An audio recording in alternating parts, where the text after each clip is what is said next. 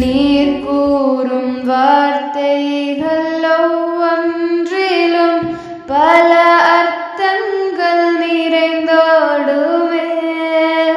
கல்வி பெருங்கடலினில் எம்மை படியேற்றினீர். பாலைவனமான எம்மை நீரும் செழிப்பாக்கினீர். அன்பின் வழிகாட்டியாய் அறிவின் விளக்கேற்றினீர்.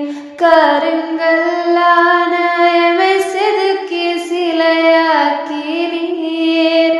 என் வாழ்வில் ஒளியினை வீச நீர் எறிந்தீர் தினமும் மெழுகாய்.